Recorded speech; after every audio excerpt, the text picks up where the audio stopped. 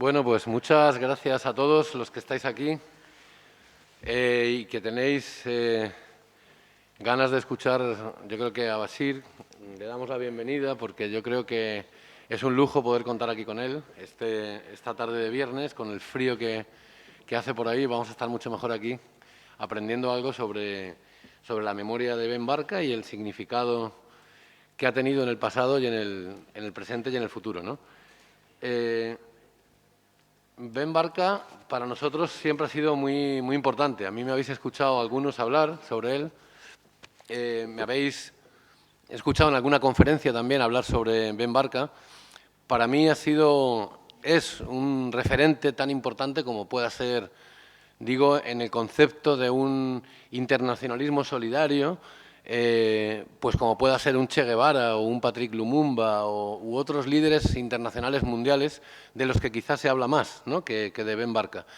Pero por la cercanía a Marruecos, al pueblo marroquí, por la historia, digamos, de relación de España con Marruecos, yo creo que la izquierda tenemos un poco la obligación de recuperar la memoria y la figura de Ben Barka, porque él tiene una serie de valores dentro de su trayectoria y de su ejemplo como figura histórica muy importantes que deben ser recuperados, que debemos compartir, ¿no? Y Ben Barka yo también le veo como un puente entre Marruecos y España, para la gente progresista, para la gente que lucha por acabar con las tiranías, que lucha por acabar con el colonialismo, ¿no? De Ben Barka yo he hablado algunas veces aquí en Madrid, entonces no quiero hablar mucho de él, ¿no? Solamente 3 o 4 ideas que yo creo que, porque Bashir es el protagonista hoy para nosotros, ¿no? Pero Ben Barka, que nació niño en una familia trabajadora, yo recuerdo cuando empecé a leer sobre él que alguna anécdota que me impresionó mucho de que él cuando era niño, bueno, la familia solo podía pagar a un hijo que fuera a la escuela. No sé si esto será históricamente verdad, creo que es verdad, pero él acompañaba a su hermano porque él quería aprender. Él quería aprender en el colegio y se quedaba fuera en la ventana intentando escuchar para poder aprender. Y luego volvía con su hermano mayor a casa, ¿no? De tal manera que un día la maestra quedó tan impresionada de su afán de saber, de su afán de conocer, ¿no?, de aprender, que se fue buscando las vueltas para integrarle en el colegio y que pudiera estudiar la educación primaria, ¿no? Luego él empieza a vincularse a los movimientos estudiantiles digamos, por la independencia, y también estudia secundaria y matemáticas, ¿no? Y creo que es el primer licenciado en matemáticas de Marruecos, ¿no?, de la historia contemporánea de Marruecos. Él desde muy joven se vincula, digamos, a los movimientos nacionalistas, anticolonialistas, buscando la independencia de su pueblo. Sufre cárcel en varias ocasiones, tiene que exiliarse en varias ocasiones, creo que a Argelia, a Egipto también, a varios países. Y sin embargo, él va trabajando desde muy joven para construir un movimiento que luche por la independencia. En principio, él entra dentro de las filas del Istigal, firman el Manifiesto por la Independencia de Marruecos y él se va descubriendo como un gran líder, muy joven ya, como un gran líder popular, ¿no? Después, en el Istigal hay como dos corrientes y él acaba organizando un movimiento que se llama, creo que era Unión Nacional de Fuerzas Populares, y que es un movimiento ya más comprometido, un movimiento más anticolonialista, más de izquierda, digamos, más popular, más democrático, ¿no? Más democrático. El objetivo del Istigal era conseguir la independencia, pero él, después de la independencia, quiere construir un proyecto de país más socialista, un proyecto más comunitario, donde, digamos, el pueblo goce de todos los derechos humanos, ¿no? Y, bueno, una vez que Marruecos, digamos, logra la independencia, yo siempre descubrí en Ben Barka una idea muy interesante, ¿no? Y es que él decía que la independencia no puede ser solo política.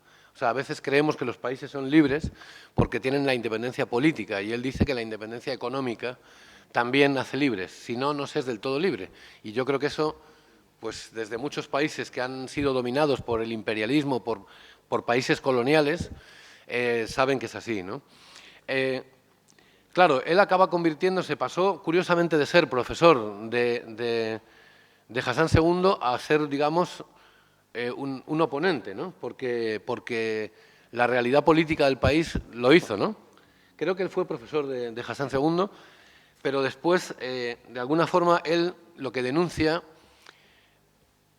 es que los recursos naturales de Marruecos tienen que ser del pueblo marroquí. Él quiere una democracia completa, no quiere una especie de democracia autoritaria, ¿no?, donde la Casa Real, la monarquía, impongan sus destinos, ¿no?, el destino al país. Y él plantea al final que, bueno, que de alguna forma descubre también un pacto que existía entre Francia y Marruecos, entre la monarquía marroquí y también el Estado francés, para de alguna forma que los franceses siguieran teniendo muchos contratos y tuvieran un cierto control de la economía en Marruecos, ¿no? Yo creo que detrás de ese pacto no escrito, de ese pacto oculto entre Marruecos y Hassan II, es por el motivo del asesinato realmente, ¿no? No solo porque él ya se configuraba como un líder popular muy importante, de masas, un líder que claramente era la antítesis o el referente del pueblo para un Marruecos distinto, ¿no? Y bueno, pues yo lo quiero dejar ahí. No quiero. Hemos hablado aquí a veces en reuniones, en actos del crimen, de los motivos del crimen, de todo eso, pero yo creo que todo eso es más o menos conocido. Y Bachir, si quiere, puede decir. A nosotros lo que nos interesa más es escuchar a Bachir, recuperar su memoria, la memoria de Ben Barka, que entendemos que es un referente para también el pueblo español y para el pueblo marroquí, para cualquier demócrata, para cualquier persona que lucha por su pueblo, ¿no? Bachir nació en Marruecos, en los años 50, él estuvo luego exiliado en El Cairo con su familia al principio, en el 64, un poco antes del asesinato de Ben Barka, del Mehdi Ben Barka, y luego en el 69 él va a Francia, en principio a estudiar, también estudió matemáticas como su padre, ¿no? Creo. Y después de estudiar matemáticas, bueno, estuvo muy vinculado al ámbito universitario de la universidad y actualmente, bueno, pues pasó a ser presidente del Instituto Mehdi Ben Barka Memoria Viva, se llama, ¿no? También han, por supuesto, intentado promover un juicio, una investigación judicial para que se haga justicia en el caso del Mehdi Ben Barka. Y ellos han conseguido ser parte civil, ¿verdad?, del tribunal, del proceso, lo cual es un logro histórico. Más o menos se sabe ya quiénes y por qué asesinaron a Ben Barka. Faltan detalles que conecten al alto poder del Estado francés y el alto poder del Estado marroquí. Pero realmente lo que nosotros creemos, Bachir, no sé si tú nos puedes contar, es que hubo un pacto entre ambos estados, ¿no? Quizá, porque el Mehdi Ben Barka era un obstáculo para ambos estados, para Francia, porque él defendía que los recursos naturales de Marruecos tenían que ser para el pueblo, y para Hassan II también, porque el Mehdi Ben Barka quería una constitución, quería un sistema democrático, popular, muy avanzado para lo que la monarquía en aquel momento quería impulsar. Y yo no quiero decir nada más, solamente decir que es un honor para mí poder hablar 5 minutos aquí, sobre todo escuchar a Moja, que es también un compañero de Marruecos, de Vía Democrática. Es un compañero que aquí ha luchado mucho por los derechos de los inmigrantes y que también tiene a Ben Barka. Desde que lo conozco a Moja siempre hablaba de Ben Barka, ¿no? Y nada más por mi parte. Así que muchas gracias por haber venido y vamos a dar la palabra a Moja para que después ya quede Bachir con la palabra de él.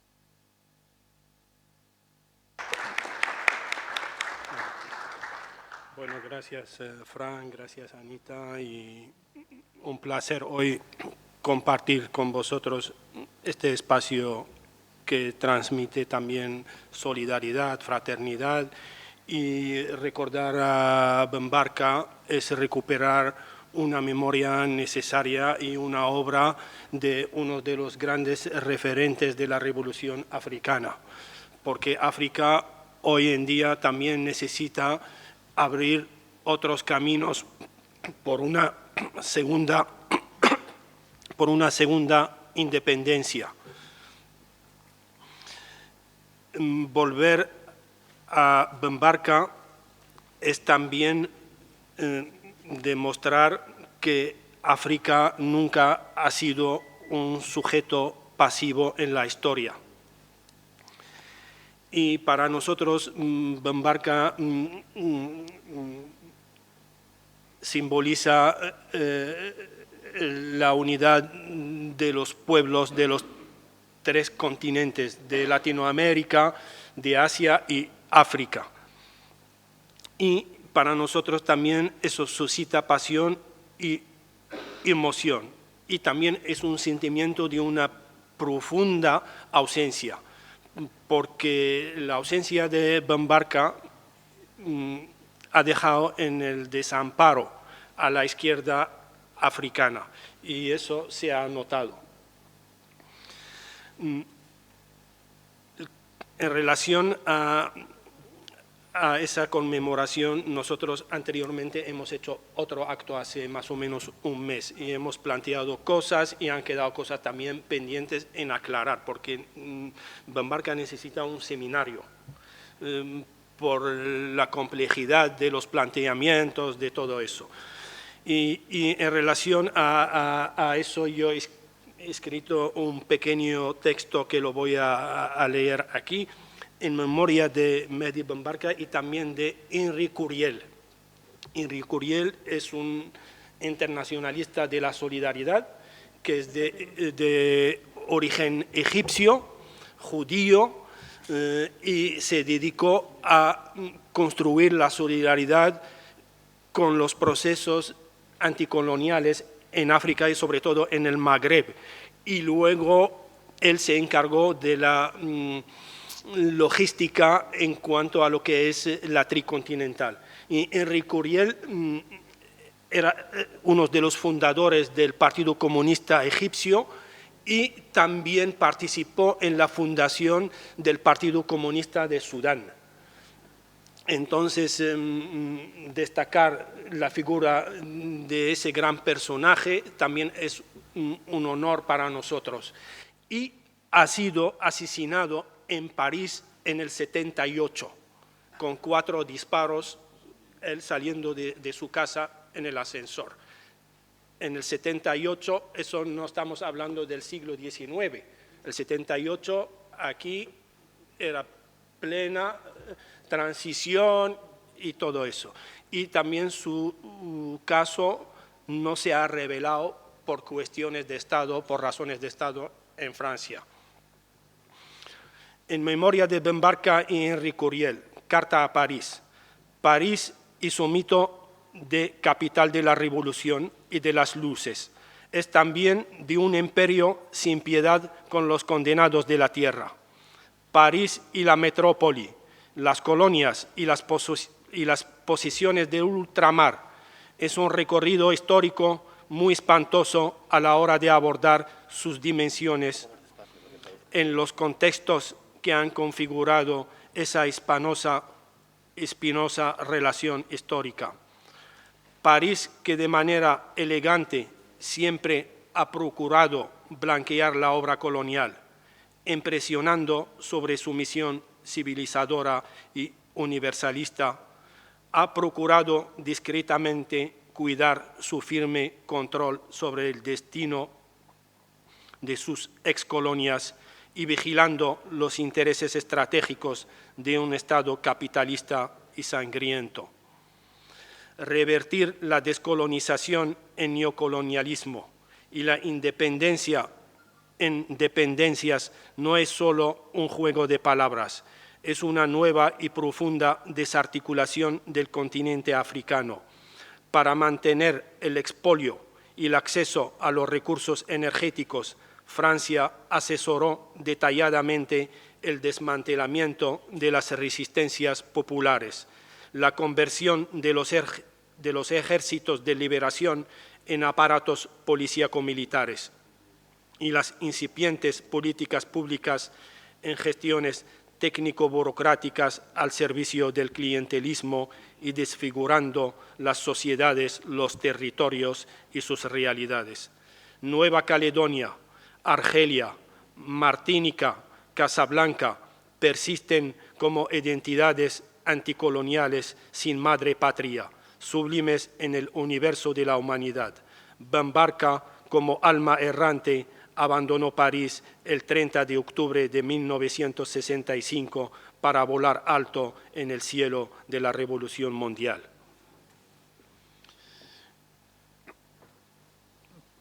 Por eso yo he escrito ese texto para ubicarnos más o menos en el contexto de Bambarka y también de lo que es el imperialismo francés en África. Bambarka plantea un reto enorme, por una parte, dada la talla de un gran líder revolucionario, y también de un auténtico y brillante intelectual orgánico que nos deja una herencia muy viva de combate y humanismo. Bambarka era muy vinculado al movimiento de masas, era un organizador, agitador, y también es un intelectual, pero que moviliza, que está ahí en los procesos populares. Y también la idea de hoy es que el ayer nos ayuda a situar el hoy. Entonces, esa trayectoria nos abre la posibilidad de contactarnos con la complejidad y la sensibilidad de los contextos y procesos que han abarcado el camino de Bambarka. Bambarka lo llamaban el viajero de la revolución también, y su evolución como líder del tercer mundo.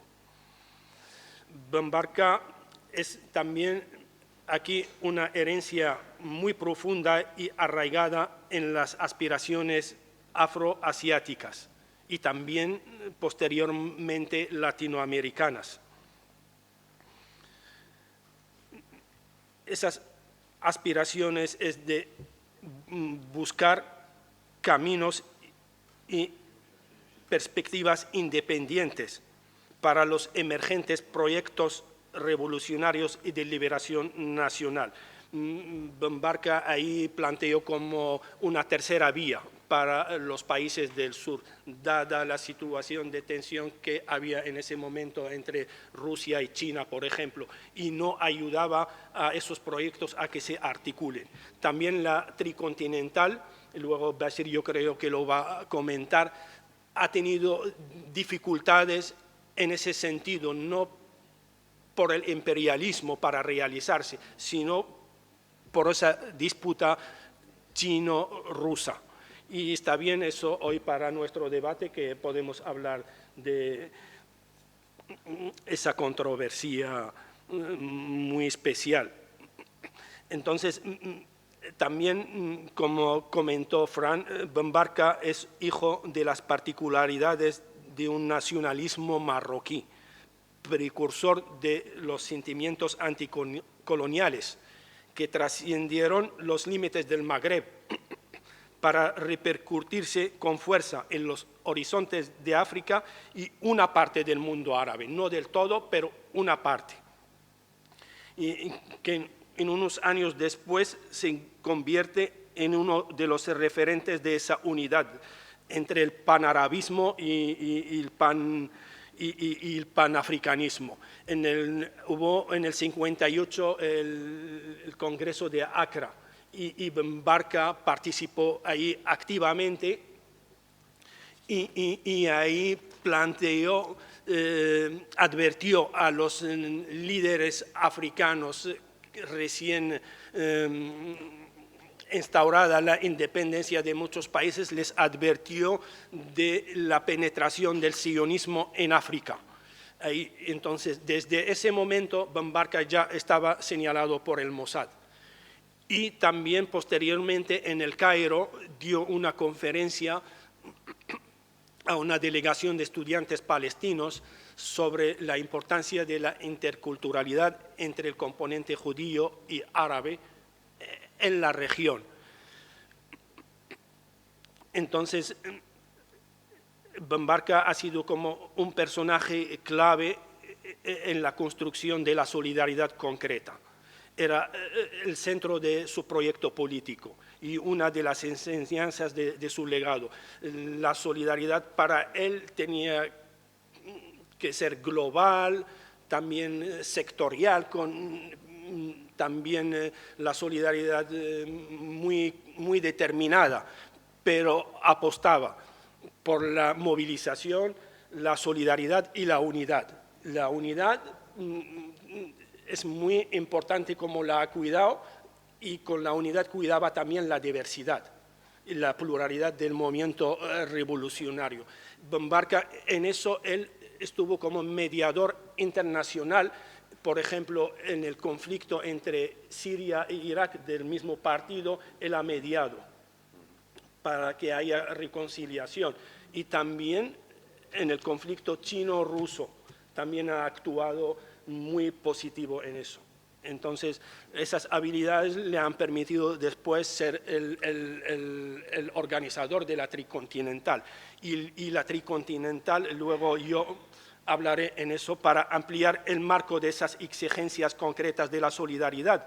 Mehdi Ben Barka va a asumir una estrategia global de cara a los imperialismos y eso en Túnez lo ha manifestado, que ya el eje afroasiático ya no es suficiente, hay que incorporar Latinoamérica para esa batalla.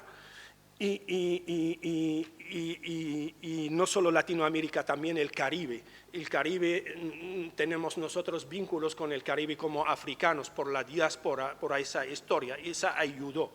Yo creo que vais a organizar sobre la próxima... Vamos a hacer un acto, sí. Ahí tengo aquí Sobre Fanon, ¿no? Sobre Fanon. Sí, y eso es importante, la diáspora africana en todo ese proceso, porque en la Tricontinental las pateras negras también de Estados Unidos se han integrado. Todo eso ya lo podemos ir definiendo en el debate.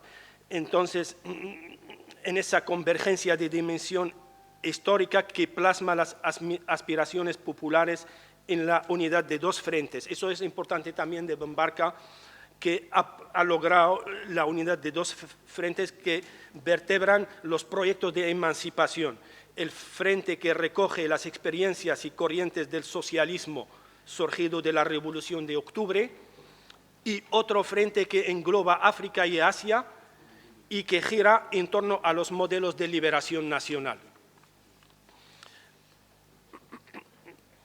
Esto más o menos, y luego ya yo creo que podemos, sí, luego ya hablaremos de las cuestiones de desarrollo, como él ha planteado para los proyectos de independencia, también la construcción del partido y del sindicalismo y también de la integración regional. Es muy importante, por ejemplo, el proyecto del ALBA que apareció muchos años tarde, pero Ben Barka a nivel del Magreb, por ejemplo, planteó una integración de los países y el control de los recursos energéticos y todo eso.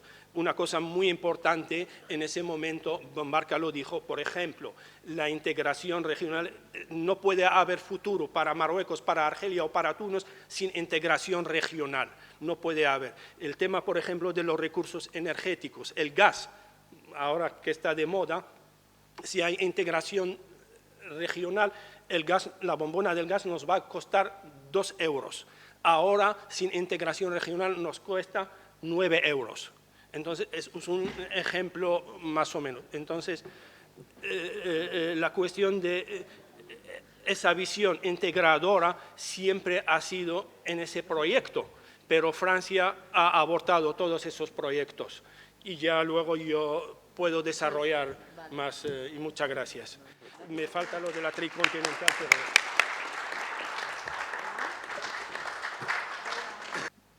Mesdames, Messieurs, chers amis, chers camarades. Señoras, señores, queridos camaradas.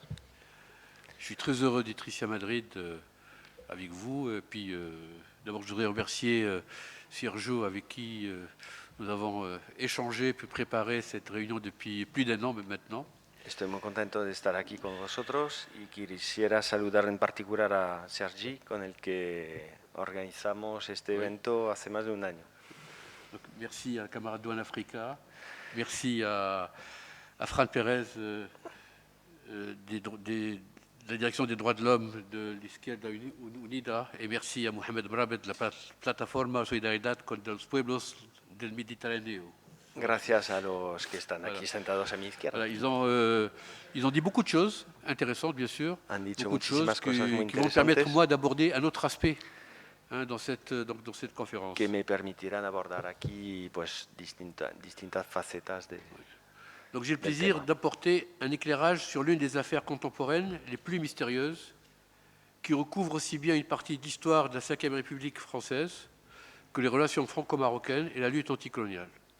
Tengo el placer de intentar aportar una luz, ¿no?, sobre uno de los casos contemporáneos de los más misteriosos que cubre una parte de la historia de la Quinta República Francesa, así como de las relaciones franco-marroquíes y de la lucha anticolonial. Une affaire qui relève du crime politique et qui permet également de réfléchir sur le phénomène de la disparition forcée. Un caso que está relacionado, por supuesto, con el crimen político y que también permite abordar y reflexionar sobre el fenómeno de las desapariciones forzosas. Régulièrement, ce qui est appelé l'affaire Ben Barka est évoqué dans les médias, souvent pour faire état de tel ou tel nouvel élément à verser au dossier. Con regularidad, lo que se suele llamar el caso Ben Barka, se habla de ello en los medios. Mais la plupart du temps, c'est comme référence lorsque surgit une affaire politico-policière ou lorsqu'on veut illustrer la notion de raison d'État. A veces es para hablar de tal o tal otro elemento nuevo para verter al expediente, ¿no? Pero la mayoría de las veces es como referencia cada vez que surge un caso político-policial o cuando se quiere ilustrar la noción de razón de Estado. En effet, lorsqu'on cite l'affaire Ben Barka, on ne peut pas ne pas parler de la raison d'État. Sí que sí. Il est certain que notre conscience citoyenne est interpellée par les nombreuses questions que cette expression soulève. Entonces, cuando se cita el caso Ben Barka, no se puede no hablar de la razón de Estado. Es cierto que nuestra conciencia ciudadana se ve interpelada por las numerosas preguntas que esa expresión significa esa expresión. Perdón. Qu'en est-il de l'usage de la raison d'État? L'argument est abusivement utilisé pour protéger les dérapages de l'État et de ses services. Quid del uso de la razón de Estado, ¿no? No se usa de forma demasiado, no se abusa, digamos, demasiado de este término para proteger las derivas de un Estado y de sus servicios. Dans le cas des crimes politiques, cette protection ne s'étend à des criminels, leur garantissant ainsi l'impunité. En este caso, esa protección se suele extender a unos criminales, garantizándoles algún tipo de impunidad. C'est pour ça qu'il faut parler plutôt de déraison d'État. Sería mejor hablar de sin razón de Estado. La disparition de mon père n'est hélas pas la seule affaire relevant de ce phénomène où la vérité est due aux familles, aux proches et aux amis des victimes et occultée et escamotée au nom de la raison d'État en usant et en abusant du secret défense. Desgraciadamente, la desaparición de mi padre no es el único caso relacionado con este fenómeno en el que la verdad debida que se debe a las familias, a sus seres queridos, sus seres cercanos y a las amigas y los amigos de las víctimas se ve ocultada o si no digamos, transformada en nombre de la razón de Estado, usando y abusando del secreto de Estado, del término de secreto de Estado. Au-delà de cet aspect citoyen et politique, pour moi, pour ma famille, l'affaire Ben Barka est avant tout une affaire éminemment humaine, où la perte d'un être cher est amplifiée par les obstacles rencontrés pour connaître la vérité sur son sort. Más allá de este aspecto, para mí, para mi familia, el caso Ben Barka es ante todo un asunto eminentemente humano en el que la pérdida de un ser querido se ve amplificada por los obstáculos encontrados para conocer la verdad. Voilà certaines des questions qui seront abordées ce soir, même si toutes ne pourront pas trouver de réponse satisfaisante. Son algunas de las cuestiones que vamos a ver esta tarde, aunque muchas de ellas seguramente no se vean contestadas de manera satisfactoria. Fran Pérez a rappelé qu'il y a un peu plus d'un mois, il y avait une soirée spécifique sur les dirigeants africains on a beaucoup parlé de la pensée de Mehdi Ben Barka. C'est pour ça que je ne veux pas trop aborder cet aspect-là, ou peut-être dans le débat, s'il y a des questions pour approfondir cette question. Fran ya comentó en la presentación que hace algo como un mes hubo un acto sobre el pensamiento de Ben Barka, entonces a lo mejor no se va a extender demasiado sobre este punto, para hablar más del caso Ben Barka como tal. Alors, ce qu'on appelle l'affaire Ben Barka a toutes les caractéristiques d'une affaire criminelle. El caso Ben Barka tiene todas las características de un caso criminal.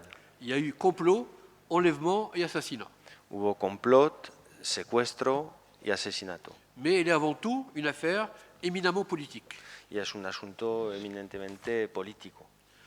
Mon père a été enlevé puis assassiné parce qu'il était militant de la lutte des peuples du tiers-monde pour leur libération et leur émancipation, et parce qu'il représentait un danger pour les intérêts menacés par ce combat.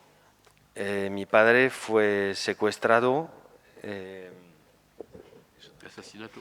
y asesinado porque era un militante de la lucha de los pueblos del tercer mundo para su liberación, su emancipación, y porque representaba un peligro para los intereses amenazados por esta lucha. Aujourd'hui, 56 ans après le crime, cette affaire reste encore présente et suscite autant d'émotions pour les raisons suivantes. 56 años después del crimen, este asunto sigue siendo muy presente y suscita muchísima emoción por los motivos siguientes. D'abord, le mystère qui entoure la mort de mon père n'est pas élucidé. Primero porque el misterio relacionado con la muerte de mi padre no está aclarado. On ne connaît pas les circonstances de sa mort, No se conocen las circunstancias de la muerte, ni l'identité de ses assassins, ni la identidad de los asesinos, ni le lieu de sa sépulture. ni el lugar de sepultura. Vous pouvez imaginer ce que cela représente pour ma famille, avec la disparition d'un mari, d'un père, et l'impossibilité de faire son deuil. Se pueden imaginar lo que representa esto para mi familia con la desaparición de un marido, de un padre y la imposibilidad de poder hacer su duelo. Ensuite, le scandale soulevé par le crime d'État a fortement éclaboussé le régime de général de Gaulle et le régime de Hassan II. En segundo lugar, el escándalo que conllevó ese crimen de Estado ha tachado, digamos, el régimen del general de Gaulle y el régimen de Hassan II de manera muy negativa. Le scandale du crime est prolongé par le scandale de la raison d'État qui empêche l'action de la justice pour arriver à la vérité. El escándalo del propio crimen se añade a este... Se añade el escándalo de la razón de Estado y la imposibilidad de hacer justicia. Enfin, la personnalité même de la victime continue de marquer l'histoire du Maroc et du tiers-monde par sa présence à travers le temps et au-delà de la mort.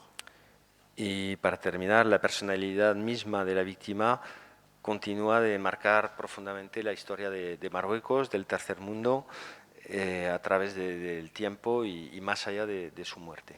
Par sa pensée, par son action en faveur des combats pour la liberté et le progrès, Mehdi Ben Barka restera l'une des personnalités du tiers-monde les plus marquantes du XXe siècle. A través de su pensamiento y su acción en favor de los combates por la libertad y el progreso, Mehdi Ben Barka se quedará como una de las personalidades del tercer mundo, de las más marcantes del siglo XX. Le scandale soulevé par la disparition de mon père vient d'abord du fait que des agents étrangers ont commis un crime en France.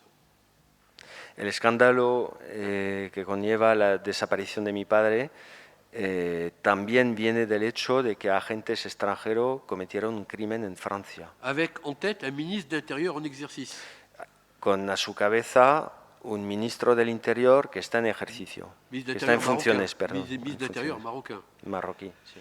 Mais également parce que dans cette affaire, on trouve réunis tous les ingrédients du mélange des genres et de la convergence d'intérêts et la complicité entre services secrets et forces de sécurité de plusieurs États. También porque en este asunto se ven mezclados todos los géneros, ¿no? y la convergencia de intereses y la complicidad entre servicios secretos y fuerzas de seguridad de varios estados para eliminar a un militante que molestaba. Voilà. Et pour les basses besognes, on fait appel à des mercenaires ou des truands, et ce qui est remarquablement illustré dans l'affaire Ben Barka. Y luego para las tareas más sucias, ¿no?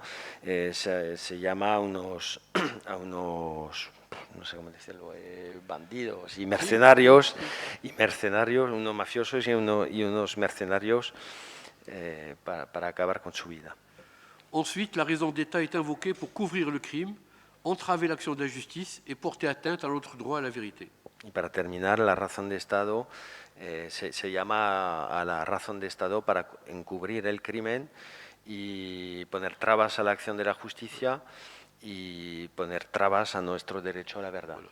C'est ce que je vais essayer d'illustrer après cette longue introduction, mais qui était nécessaire pour avoir un contexte de la réunion de ce soir. Es lo que nos va a intentar ilustrar ahora Bachir Oui. con su presentación. Voilà le plan de mon intervention. D'abord, on va parler des circonstances de l'enlèvement. Primero vamos a hablar de las circunstancias del secuestro.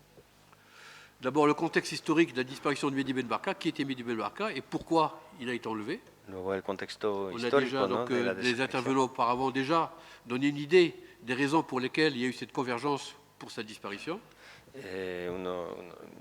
Personas que presentaron el acto antes de mí ya hablaron un poco de ese contexto y de los motivos de la desaparición. Alors je vais parler ensuite des secrets qui entourent la recherche de la vérité. Y luego hablaré de los secretos que rodean y impiden que surja la verdad. Et ensuite la raison d'État. Comment elle se manifeste dans le dossier de l'affaire Ben Barka. Y para terminar, trataré de la razón de Estado y cómo se manifiesta en el caso Ben Barka. Donc el sequestro, donc l'enlèvement. Alors je vais parler des faits connus, de ce qu'on sait. Il y a beaucoup d'histoires qui circulent, mais là je vais uniquement m'appuyer sur les faits qui pour nous sont certains. Voy a apoyarme en hechos comprobados, no en historias que circulan desde el asesinato. Donc Mehdi Ben Barka arrive à Paris le 29 octobre depuis Genève. Il a rendez-vous, il a un rendez-vous à midi à la brasserie Lippe. Mais avant ce rendez-vous, il demande à un étudiant marocain, Tamil Azmouri, de venir avec lui à cette rencontre. Mehdi Ben Barka llega de Ginebra el día 29 y tiene una cita a las 12. Midi. A las 12 en la cafetería Lip. Alors quand il arrive devant la brasserie Lippe avec Tamil Azmouri, il est interpellé par deux policiers français. Entonces le interpelan dos policías franceses. Alors il lui demande de le suivre. Que le piden que le sigan. Il insiste pour voir leur carte officielle. Insiste él en que se identifiquen. Et il monte avec eux dans la voiture banalisée. Y sube con ellos en un coche camuflado. Eso es. Tamil Azmouri, on lui demande de partir. Tamil Azmouri se le pide que se vaya. Et heureusement qu'il était présent, parce que sans sa présence, on n'aurait jamais su ce qui s'était passé. Y menos mal que estaba presente, porque si no, sin su presencia nunca se hubiese sabido lo que había pasado. C'est lui qui a expliqué aux amis de mon père que ce sont deux policiers français qui ont interpellé mon père.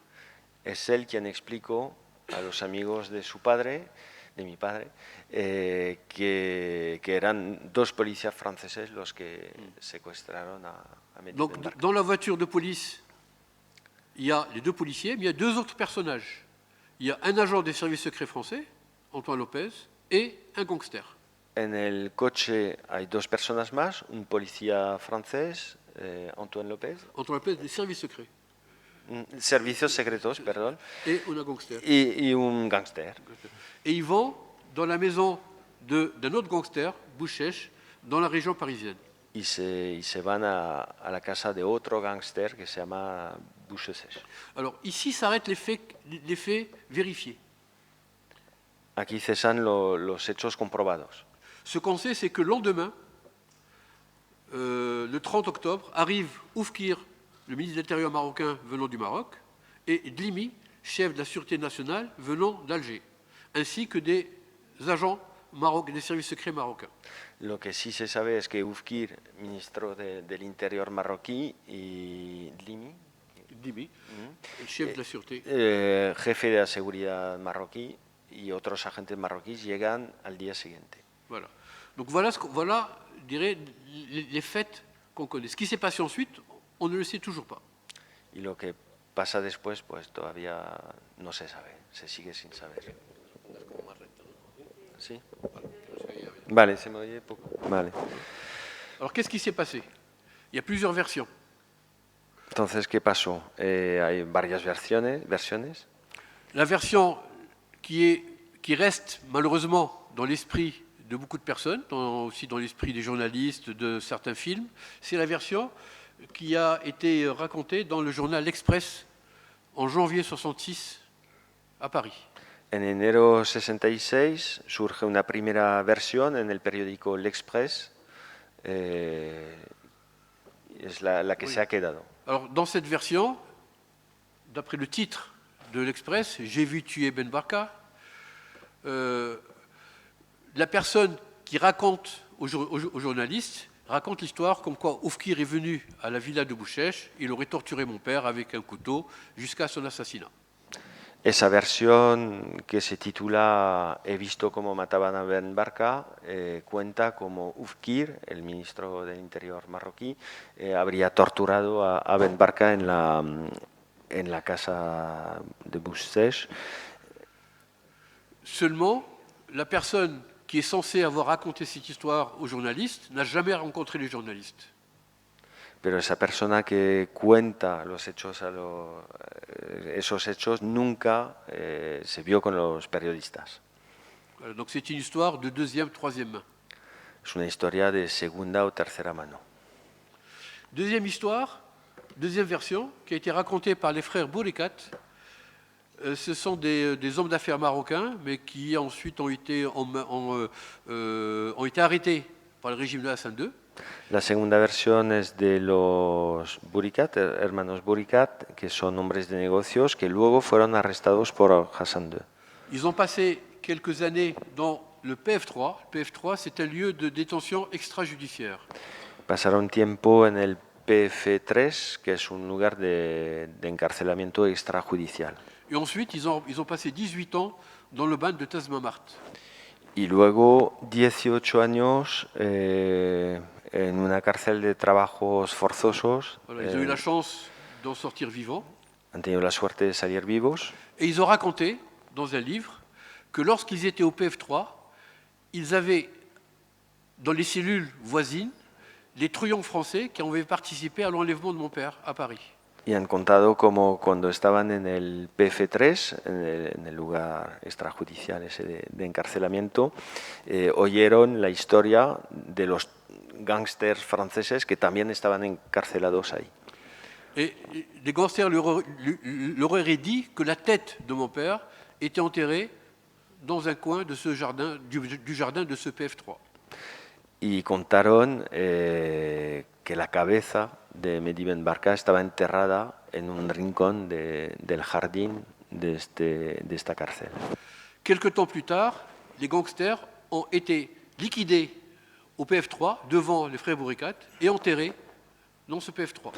Tiempos después, esos gángsters fueron matados, ejecutados y enterrados en el propio PF3.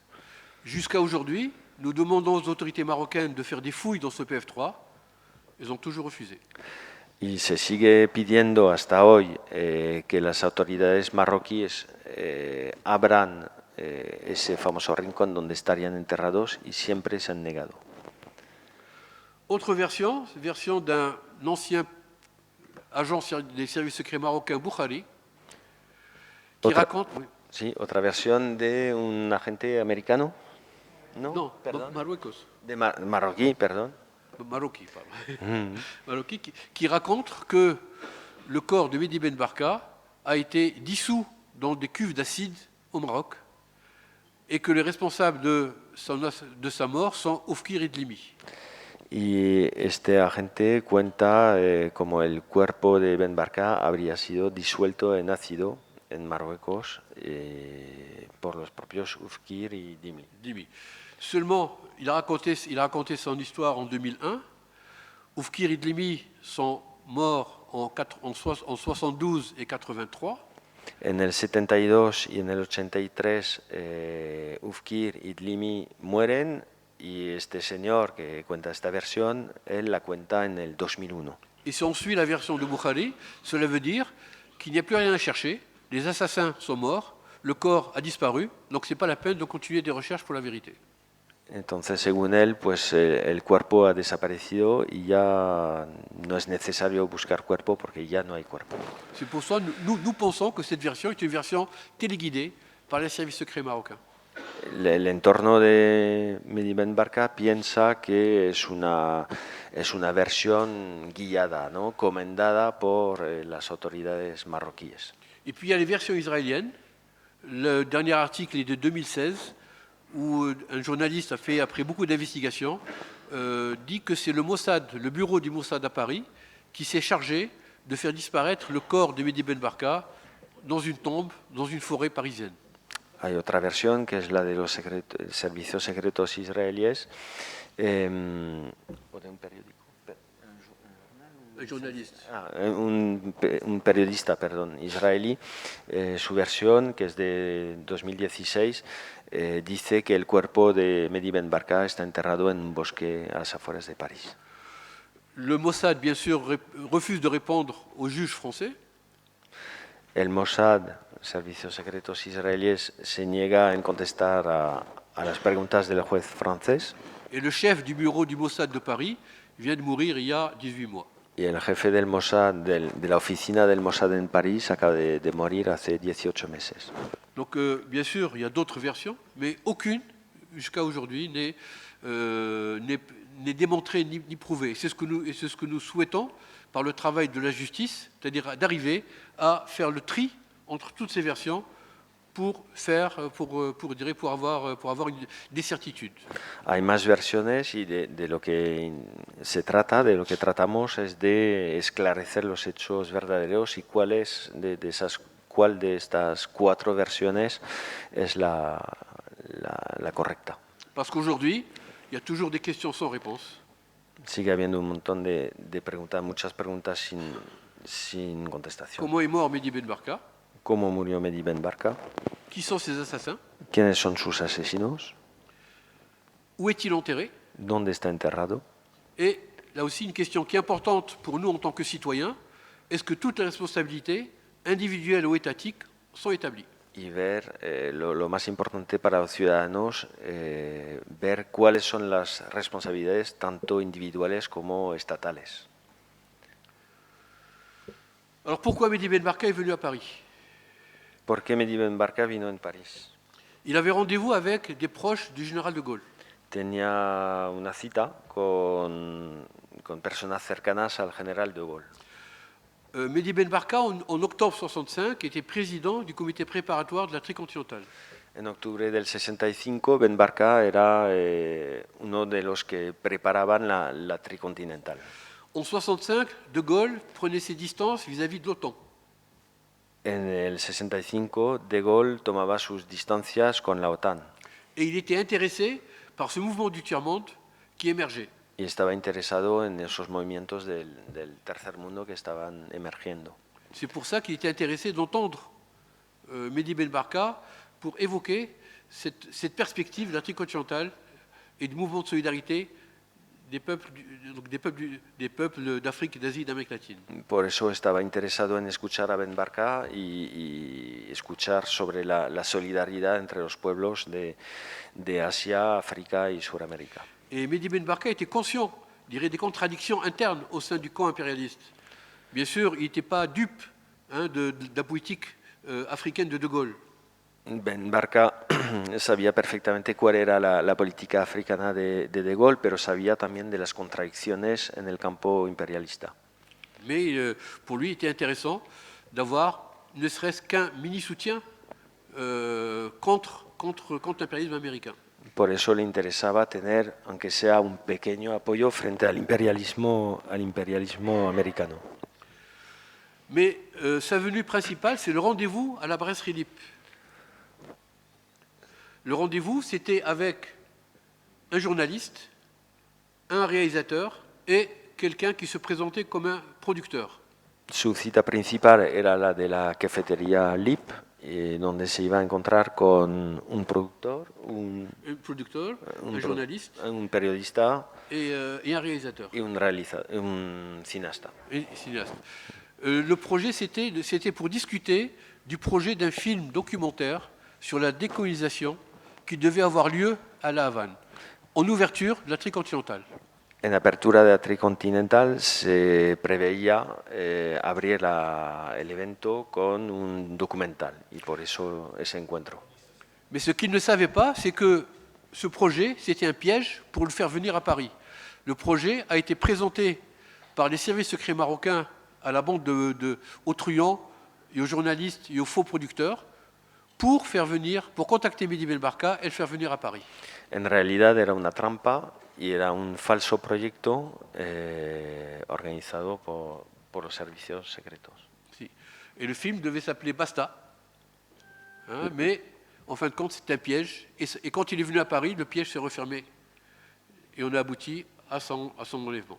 La película se iba a llamar Basta, pero al final era únicamente una trampa y se cerró la trampa sobre él a final de octubre. Alors, bon, ça va trop vite, c'est pas grave. Alors, quels sont les acteurs du crime? Los actores del marocain. crimen. La décision politique d'éliminer Ben Barka a été prise au plus haut niveau de l'État marocain. La decisión política de eliminar a Ben Barka se toma al más alto nivel del lado marroquí. Et en 1965, les décisions importantes se prenaient au niveau du roi et pas ailleurs. En 1965 todas las decisiones se tomaban por parte del rey y no en otros lugares. Pour exécuter cette décision, il y a Dlimi et Oufkir qui sont les exécutants de la répression du régime depuis la fin des années 50. Los ejecutores son Dlimi y Oufkir, que desde el final de los años 50 son los ejecutores de la represión en el país. Oufkir était chef de la Sûreté nationale, il est devenu ministre de l'Intérieur. Oufkir era jefe de la Seguridad Nacional y se convirtió en ministro del Interior. Dlimi, chef de la Sûreté nationale et créateur de la police politique marocaine. Dlimi era jefe de la Seguridad Nacional y creó la policía política marroquí. Oufkir, responsable de la répression contre les populations du Rif en 1958. Oufkir se ilustró en el 58 en la represión contra los pueblos del Rif, Avec Hassan, prince héritier. con Hassan como príncipe heredero en aquel entonces. Et responsable de la répression des manifestations de mars 65 à Casablanca, qui a fait des centaines de morts. Y también responsable de la represión de una manifestación en marzo del 65 que hizo centenares de muertos en Casablanca. Donc ce sont le bras armé du régime, Son el brazo armado del mais régimen, uniquement des exécutants.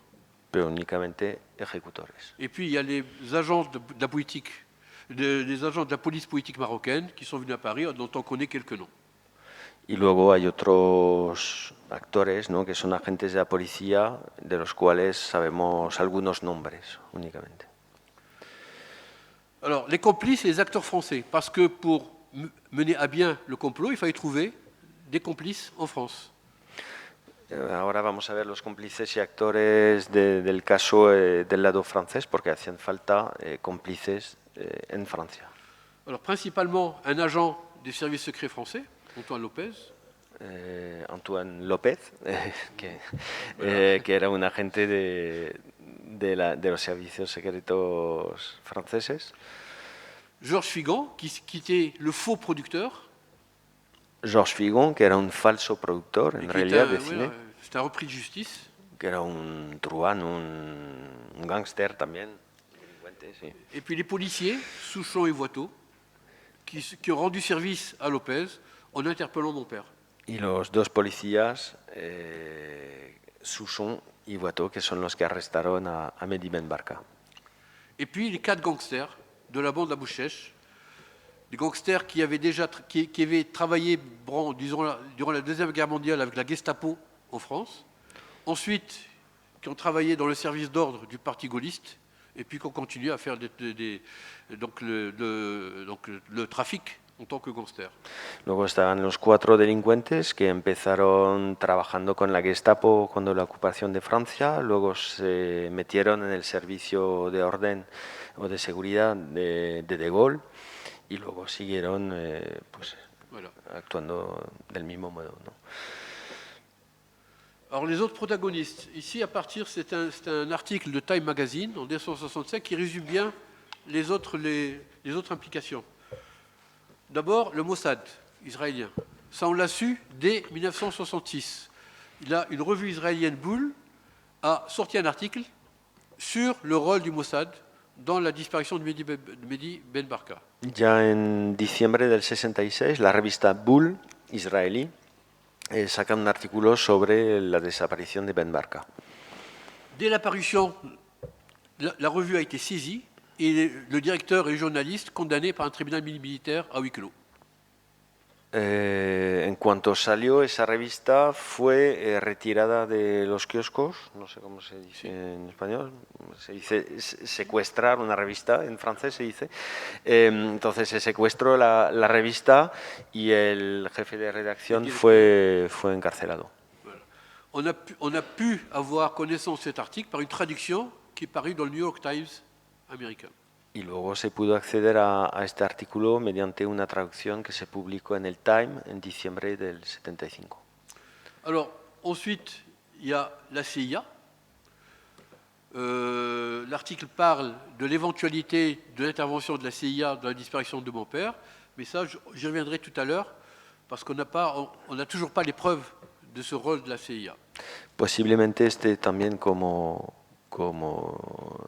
actor, ¿no? del secuestro y la desaparición en la CIA, pero no hay pruebas fehacientes, entonces volveremos a hablar de ello más adelante. Mais il n'y a aucune surprise que la CIA soit impliquée, parce que Mehdi Ben Barka préparait une conférence qui devait se tenir à La Havane, à 120 km des côtes américaines, où devait se mettre sur pied la solidarité des peuples du tiers-monde avec un ennemi principal, l'impérialisme américain. Pero hay poca duda de que la CIA esté implicada porque Mehdi Ben Barka estaba preparando la tricontinental que iba a tener lugar a 120 kilómetros de las costas estadounidenses en La Habana y para fomentar la solidaridad entre los pueblos del tercer mundo. Perdón. Autre élément, là aussi ce sont les contradictions internes du régime gaulliste. Foccart était le conseiller de Gaulle sur les questions africaines. C'est aussi le maître d'œuvre de tous les coups d'État en Afrique après 1960 et de ce qu'on appelle la France-Afrique, la politique France-Afrique, c'est-à-dire la pénétration impérialiste française, néocoloniale française en Afrique après les indépendances. Foccart, que era un consejero, ¿no? de Gaulle y especialista de África y el que fomentó todos los golpes de Estado posteriores a la independencia de los países africanos. Et Antoine Lopez, pour rassurer les deux policiers, pour qu'ils puissent aller interpeller mon père, il leur a dit « Foccart est au parfum », c'est-à-dire Foccart est au courant. Foccart, para tranquilizar a los dos policías que arrestaron a Ben Barka, él les dijo Foccart está al corriente. Alors, qui était Mehdi Ben Barka? Là aussi, il y a beaucoup de choses qui ont été dites auparavant, pour comprendre pourquoi il a été la cible, la cible de toutes ces forces qu'il combattait.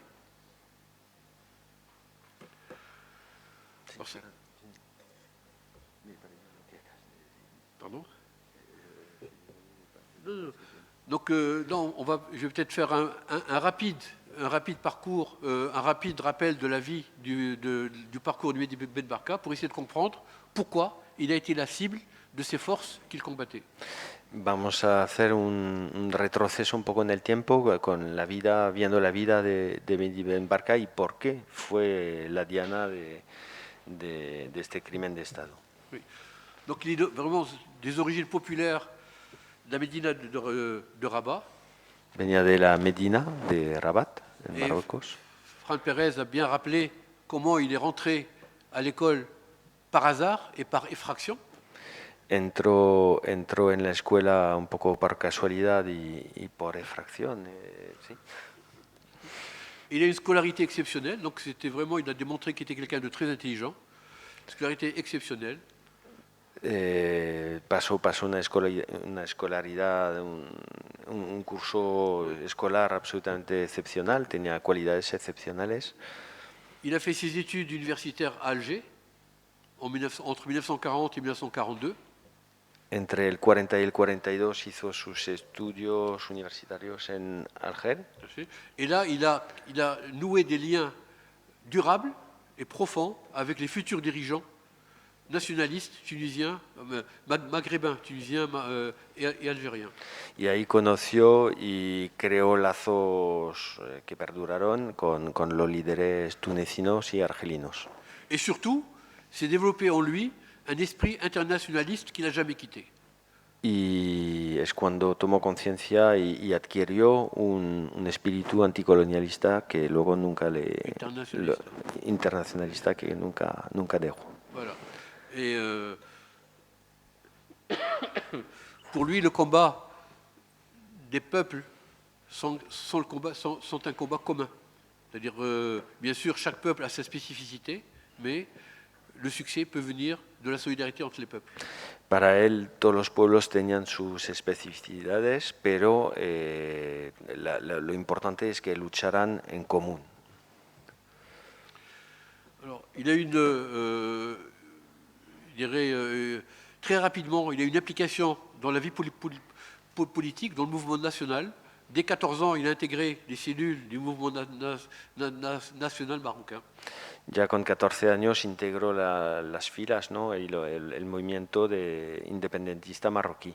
Voilà, il a été l'un des plus jeunes signataires du manifeste revendiquant l'indépendance. Fue uno de los primeros y más jóvenes firmantes del manifiesto por la independencia Voilà, de Marruecos. Pour cela, il a fait 2 ans de prison, parce que donc ça a été réprimé par les autorités du protectorat français. Y fue encarcelado por el protectorado francés durante 2 años. Et il a été considéré par le général Juin, le responsable du protectorat français au Maroc, comme notre ennemi public numéro 1. Y era considerado por el mariscal Juin como el enemigo, que era jefe del protectorado francés en Marruecos, como el enemigo público número 1. Et lorsqu'en 1951, tous les dirigeants nationalistes ont été mis en résidence surveillée, En el 51, cuando todos los dirigentes nacionalistas se ven encarcelados, en arresto domiciliario, perdón. lui, il a été le seul à être mis en résidence surveillée, isolé. Él fue el único en estar puesto en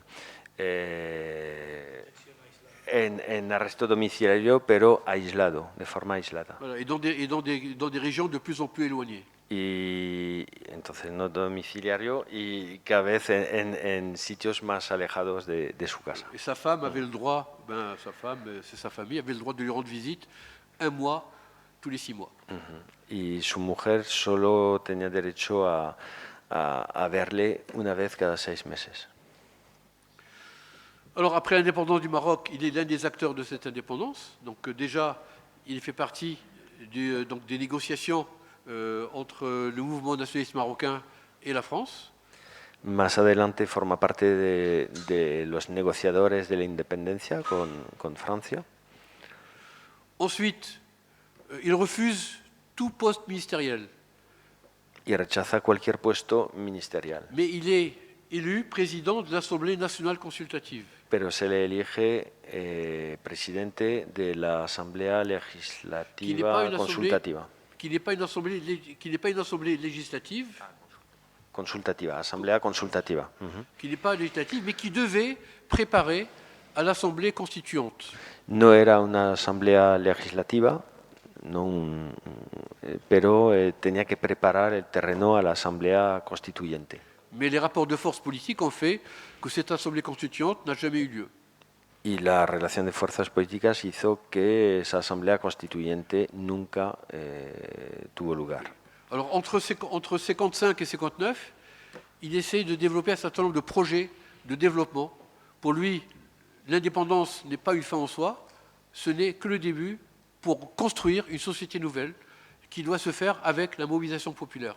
Para él, a partir del 55, él también construye otros movimientos porque la independencia no es un fin en sí, sino que el objetivo es construir una sociedad nueva. Et l'un de ses projets les plus importants, c'est ce qu'on appelle la route de l'unité, Uno de sus principales proyectos fue la Ruta de la Unidad, qui devait relier deux villes, l'une dans l'ancienne zone sous protectorat français et l'autre dans l'ancienne zone sous protectorat espagnol, dans le Rif. y ese proyecto tenía como objetivo unir una ciudad en el antiguo protectorado francés con otra ciudad situada en el antiguo protectorado español. Pour lui, il considérait que ce projet allait réunir les deux parties du corps du Maroc. Y para él esa ruta iba a reunir las dos partes del cuerpo, ¿no?, de Marruecos. Mais le plus important, c'est que cette route a été construite par des volontaires, des jeunes volontaires, 10 000 jeunes volontaires qui sont venus de toutes les régions du Maroc. Y esa ruta es una carretera, en realidad, esa carretera fue construida por voluntarios de todo el país. Et le matin, ils étaient sur le chantier. Por la mañana estaban en las obras de Et la carretera. l'après-midi, ils étaient dans des ateliers d'histoire, d'éducation civique, etc. Y por la tarde se educaban en talleres de historia, de educación cívica, etc. Ce que disait Mehdi, il disait « Nous construisons la route et la route nous construit ». Decía, construimos la carretera y la carretera nos construye. Et entre parenthèses, la route a été construite en 1957. Et pendant, je dirais, 45 ans, ça a été le seul projet de désenclavement du nord du Maroc. Fue construida en el 57 y durante muchísimos años, hasta hace poco, fue el único proyecto de Désenclavement. desenclavement. De développement. Sí, de desarrollo, Voilà. digamos, para Voilà. desaislamiento de Donc, ouais. una parte de Marruecos con otra. Pendant toute cette période du règne de Hassan II, le Rif était maintenu dans, je dirais, dans un sous-développement du Maroc. Par vengeance de Hassan II vis-à-vis de la population du Rif. Durante todo el reinado de Hassan II se consideró al Rif como desobediente, entonces se le aisló y se le mantuvo en un subdesarrollo aún mayor que el propio subdesarrollo de Marruecos. Et si, sous le règne de Mohamed VI, il y a eu quelques mesures, je dirais, insuffisantes pour le développement du Nord, très insuffisantes au point qu'il y a eu le mouvement populaire du Hirak, pour démontrer que le régime ne fait pas tout ce qu'il faut pour vraiment créer des bases d'un réel développement de la región. Hubo algunas cosas hechas por Mohamed VI para darle imagen de que estaba intentando hacer algo en el Rif, pero hubo movimientos recientes como el Hirak que demuestran que el Rif sigue siendo la cosa pendiente, ¿no?, el asunto pendiente en Marruecos. Alors, là aussi, ça a été dit, je ne vais pas trop encore redévelopper. Il a été l'un des responsables de la création de l'Union nationale des forces populaires, parti d'opposition entre 1959 et 1965. Ici, ce sont des images de la campagne électorale de 1963, où il a été élu dans un quartier populaire de Rabat. En el 63 fue elegido como cargo electo, ¿no?, de un barrio popular de Rabat, porque estaba entre los líderes de la UNFP. Mais il est surtout ensuite, depuis 1963, et même depuis 1960, il est surtout connu comme étant l'une des figures internationales du mouvement du tiers-monde et de l'activité de la solidarité internationale. Pero a partir de 1960 se le conoce sobre todo como figura internacional. D'abord, dans le cadre de l'Organisation de solidarité des peuples afro-asiatiques. Primero como líder de la Organización de Solidaridad de los Pueblos Afroasiáticos. Et puis ensuite, lorsque le projet d'étendre cette solidarité au troisième continent, à savoir l'Amérique latine, Donc il a pris sa responsabilité de président du comité préparatoire de la tricontinentale. Cuando ya se dibuja la incorporación de América Latina a la organización, él es elegido presidente Sí, presidente del comité del comité préparatorio. preparatorio. Bon, ici la photo avec le Che, c'est à Alger, en février 65, où avec Ben Bella, donc le Che, Mehdi Ben Barka et Ben Bella, ils ont mis sur pied, je dirais, le programme politique et organisationnel de la tricontinentale. En la foto que se ve con el Che es en Argel, en febrero del 65, donde ponen en pie el programa de la tricontinental. Et j'ai pas eu l'occasion, j'ai pas le temps de mettre une autre photo d'un buste de Ben Barka à La Havane, au siège de la tricontinentale. Hay un busto de Ben Barka en La Habana, en la sede de la tricontinental. Donc ce buste, c'est aussi un lien au-delà de la mort entre Mehdi et le Che, parce que l'artiste qui a fait ce buste de Mehdi Ben Barka, c'est le même artiste qui a fait la statue de Che Guevara à Santa Clara. Y hay como un lazo, ¿no?, especial entre el Che y Ben Barka más allá de la muerte, porque el artista que hizo el busto de Ben Barka es el mismo que hizo la estatua del Che en Santa Clara. Alors bien sûr, toute son activité, toute son action était surveillée par les services secrets. Toda su acción, toda su actividad estaban vigiladas por los servicios secretos. Ici, il y a deux rapports, l'un des services secrets français, l'autre des services secrets américains. Aquí podemos ver dos informes, uno francés y uno americano, qui font état de ses activités, de ses déplacements. que se refieren a sus actividades, sus desplazamientos. Il a été condamné à mort 2 fois au Maroc. Fue condenado a muerte contumace. 2 veces. Sí, no sé cómo se dice. Sí, en rebeldía, sí, estando ausente por parte de Marruecos. La première fois en 1963, lorsqu'il s'est opposé, lorsqu'il a condamné la guerre des frontières entre le Maroc et l'Algérie. La primera vez, perdón. En 1963. En el 63. Quand il s'est opposé. Cuando se opone a la guerra entre Argelia y Marruecos. Entre le Maroc et l'Algérie. Et la deuxième fois, il a été condamné dans un soi-disant complot pour renverser le régime. La segunda vez por un supuesto complot para desestabilizar el régimen, derrocar el régimen.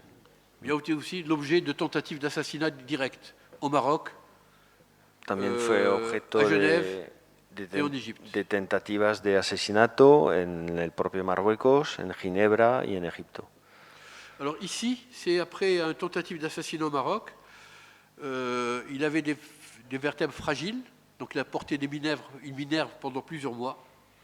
Ahí en la foto se le ve con un collar, ¿no? Por consecuencia del intento de asesinato. Il a gardé, il a gardé ensuite une fragilité dans les vertèbres cervicales.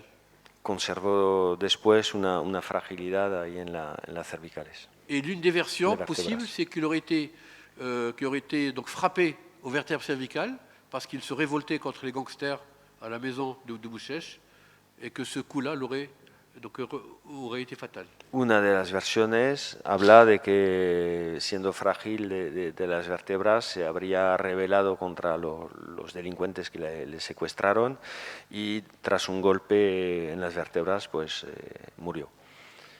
Alors les secrets. Alors, il y a une conférence célèbre du général de Gaulle en février 66 où il disait que l'affaire Ben Barka c'est vulgaire et subalterne. Hay una conferencia de prensa de febrero del 66 de Gaulle en el que el propio de Gaulle habla del caso Ben Barka como subalterno y vulgar. Mais c'est surtout pour imposer la raison d'État sur toute l'action de la justice. En realidad esa intervención es para demostrar la razón de Estado, ¿no?, que se impone a la justicia. Alors, ici, je vais aller rapidement, c'est toute la chaîne des responsabilités politiques et policières de tous ceux qui ont menti à la justice, menti à la presse, monter à la police. Donc ça commence par De Gaulle, ça descend jusqu'au Premier ministre, au ministre de l'Intérieur et aux responsables de la police et des services secrets. Aquí podemos ver un organigrama de todos los que mintieron sobre el caso Ben Barka, pasando por ministros, prefectos de policía, responsables de la police. responsables de policía. Alors, pour entrer dans les détails, la responsabilité des services secrets français. Primero los servicios secretos franceses, D'abord, avant l'enlèvement. antes del secuestro. Il y a un premier rapport qui a été donné par l'agent Lopez le 17 mai, donc 4 mois avant l'enlèvement. Dans ce rapport, où il disait que les autorités marocaines veulent récupérer Mehdi Ben Barka par des méthodes non orthodoxes. 4 meses antes del secuestro y asesinato hay un informe del inspector López que comenta que los servicios secretos, que los servicios marroquíes quieren recuperar a Ben Barka mediante métodos no ortodoxos. Non orthodoxes, dans le langage des services secrets, ça veut dire beaucoup de choses. Es decir, que ese término que se usa puede significar muchas cosas. Le 22 septembre, il y a une note d'information qui est arrivée jusqu'aux responsables des services secrets français où il était précisé le nom du commando marocain qui allait venir pour éliminer Ben Barka. Hay otro informe del 22 de septiembre donde vienen nombres del comando marroquí que va a actuar contra Ben Barka. Le 22 octobre, il y a une note d'information qui précisait que le crime, que l'enlèvement est pour bientôt. Sí, un mes después hay otra nota que hace referencia a que el secuestro es para dentro de poco. Donc les services secrets français étaient au courant de la préparation du crime et ils n'ont rien fait. Significa que los servicios secretos franceses estaban perfectamente al corriente de esa intención del crimen y no hicieron absolutamente nada al respecto. Après l'enlèvement, le silence total, ils n'ont rien dit à la justice. Después del secuestro hubo un silencio total. Ils n'ont donné aucune information à la justice. Quand le 2 novembre, on leur a posé la question parce que le 2 novembre, la police savait que Lopez était impliqué. El 2 de noviembre la policía sabe que López está implicado en el caso y Les services secrets n'ont rien dit. los servicios secretos no contestan a las preguntas de la justicia a partir del 2 de noviembre. Le but, c'est protéger Lopez et surtout protéger le service. El objetivo es de proteger a López y a los servicios, a los propios servicios secretos. Et depuis, ça fait maintenant 56 ans, le secret défense est imposé sur tous les documents des services secrets français qui sont relatifs à l'affaire. El secreto de Estado se ha decretado, entonces no hay ninguna documentación que se pueda ver hasta hoy. Et c'est le ministre de la Défense qui, habilité, a levé le secret défense. C'est le ministre Es el ministro de la Justicia. de la Défense. De Defensa, es el ministro de Defensa el que tiene el poder de levantar ese secreto de Estado sobre los papeles ligados al caso. Et les services secrets français dépendent du ministère de la Défense. Y los servicios secretos dependen del Ministerio Donc de Defensa. ils sont juges du parti. Son juez y parte. La responsabilité de la police. Le téléphone des gangsters, des 4 gangsters, était sur écoute depuis le mois de septembre. Et dans leur conversation, ils parlaient de la préparation de l'enlèvement. Et ces fiches d'écoute téléphonique ont monté dans la hiérarchie policière. On ne sait pas jusqu'à quel niveau elles sont montées. Existen escuchas de los delincuentes desde el 4 de septiembre. Se sabe que han subido a los escalafones, ¿no? la jerarquía policial, que han tenido acceso a esas escuchas, pero no se sabe hasta dónde. Figan, donc le gangster Figan qui faisait partie du commando, a raconté le 1er novembre tout ce qu'il savait sur les membres du commando marocain, sur la présence d'Oufkir, de Dlimi. Il a raconté tout ça à un commissaire des renseignements généraux, un commissaire français, de la police française, qui lui-même l'a raconté au préfet Papon, qui lui-même l'a raconté au ministre de l'Intérieur, Roger Frey. Se ve ahí en el diagrama como un informador, ¿no? Figo, en este caso, ya el 1 de noviembre habla de todos los detalles que conoce, de la presencia de Ufkir, de Tlimi, lo comenta con un comisario de los servicios secretos del interior, quien lo comenta a su vez al prefecto Papon, el prefecto de policía, y quien a su vez lo comentó al ministro del Interior de ese momento, que era Roger Frey. Alors, en parallèle, Oufkir et Dlimi ont continué de faire des allers-retours entre le Maroc, la Suisse et la France. Sí, los viajes de Ufkir y Dlimi entre Marruecos y Francia siguieron durante tiempo después del... Donc ils étaient présents à Paris le 2 novembre. Estaban el 2 de noviembre. Le 3 novembre, il y avait 13. une réception au ministère de l'Intérieur français avec Roger Frey et Oufkir. El 3 coinciden el Ministerio del Interior francés con Ufkir. Alors que le 1er novembre, le ministère de l'Intérieur français savait déjà le rôle d'Oufkir dans la disparition de mon père. Cuando el día 1 el ministro ya sabía el papel de Ufkir Ensuite, il y a une en el réception. secuestro. Il y a une réception à l'ambassade du Maroc à Paris, mais cette fois-ci, le ministre français n'est pas venu à cette réception. Luego hay otra recepción en la embajada de Marruecos, pero el ministro francés no va. Les gangsters ont reçu de l'argent pour partir, pour s'enfuir. Los delincuentes recibieron en esa ocasión dinero para poder huir. Et Oufkir et Dlimi sont partis d'une manière précipitée dans la nuit du 3 au 4 novembre. Ils ont trouvé un avion à 2 heures du matin pour partir rapidement. Y en la noche del 3 al 4 de noviembre, Ufkir y Dlimi salen precipitadamente a Et Marruecos. ce n'est que le 4 novembre que les frontières ont été fermées. Y el 4 de noviembre se cierran las fronteras. Donc ce qui veut dire que l'impunité des criminels a été organisée par les officiels français pour leur permettre de partir avant qu'on puisse les interroger ou les arrêter.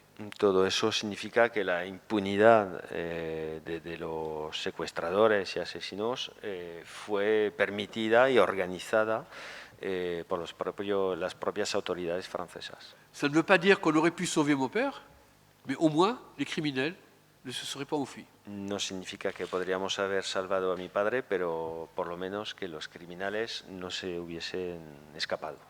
Les policiers français, Souchon et Voitot, se sont confiés à leur supérieur le 3 novembre.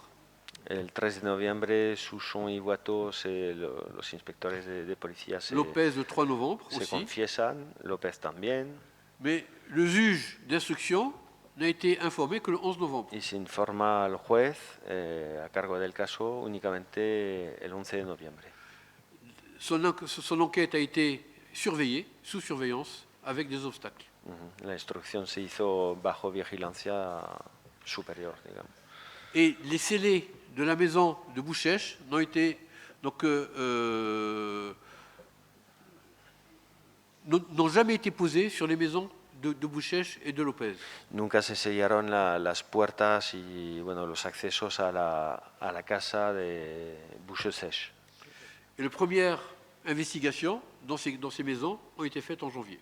Y las primeras investigaciones dentro de las casas donde supuestamente se cometió el asesinato se hizo a partir únicamente de enero. Alors maintenant, les manifestations de la raison d'État depuis maintenant 56 ans, en France, alors comme De Gaulle a voulu imposer en disant que c'est vulgaire et subalterne, donc les enquêtes n'ont jamais porté sur des responsabilités de haut niveau. En Francia, pues ya vemos la razón de Estado cómo se aplica. Se ha descalificado, digamos, el caso y había que salvar el honor de Francia, ¿no? Il y a eu 2 procès en 66 et 67 pour enlèvement, mais qui n'ont abouti à aucune avancée pour connaître la vérité. Hubo 2 juicios, uno en el 66 y en el 67, donde no se consiguió elucidar nada. Et puis, les commissions rogatoires internationales des juges français en direction du Maroc ont été bloquées par le pouvoir politique en France. Había unos encargos, ¿no?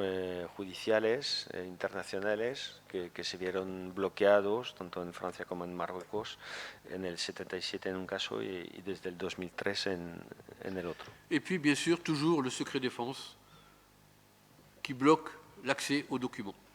Y los documentos que siguen bajo sello secreto de Estado. Donc rapidement, sur le secret défense, là aussi, le président Giscard d'Estaing n'a rien fait.